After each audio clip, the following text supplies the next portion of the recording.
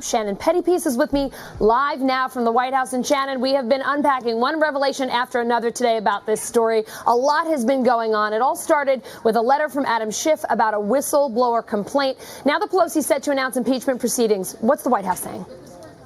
Well, the White House is saying that they plan to release a transcript of a call that we believe is at the center of this whistleblower complaint. But I want to remind everyone, we still don't know what's in this whistleblower complaint. And there was an indication from what has been released of it that there could be more to it, multiple instances, and not just this one call that so much focus is on between President Trump and the Ukrainian president back in July. But that's believed to be part of it. So the White House is going to release that transcript tomorrow morning.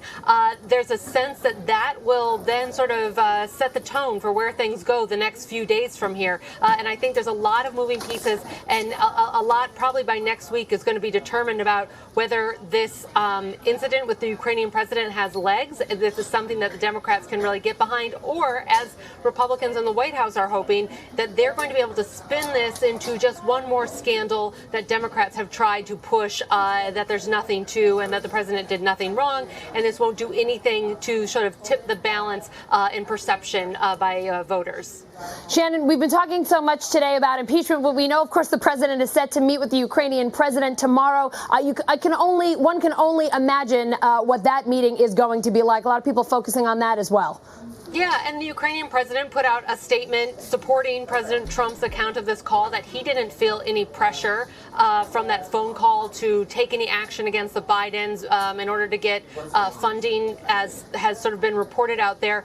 The Ukraine really needs the U.S. as an ally here. This is a very important meeting for the Ukrainians. Of course, Russia invaded Crimea.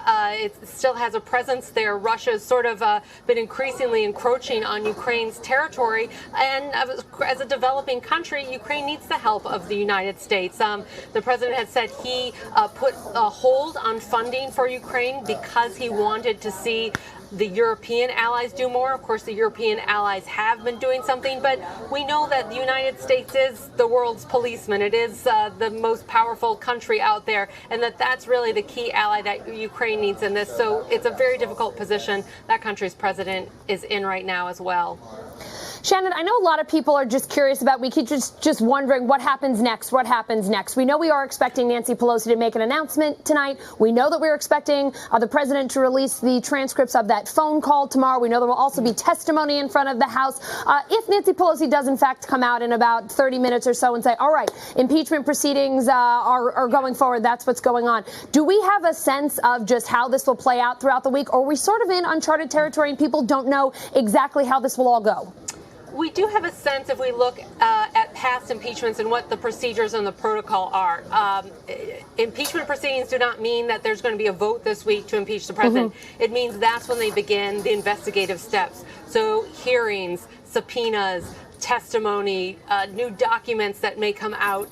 So the risk for the president here is that additional revelations will come out through this, that there'll be months of publicly damaging testimony, potentially. These are all risks that could happen. And then it's going to be another cloud hanging over its presidency, sort of like that Russia investigation was, to adding a level of scandal and question around his administration just after he had gotten out of this Russia investigation cloud. But again, this is process. I think in the coming days, we're going to get a lot more. Mm-hmm. There's still this whistleblower testimony that's out there. And then there could be months potentially of hearings, investigations, continuing to go on in Congress as they begin the impeachment process. Yeah, Shannon, it seems like things moved very quickly today, but that it might move a little slower from here on out. Shannon Pettypiece of the White House, thank you so much for joining us. Thank you.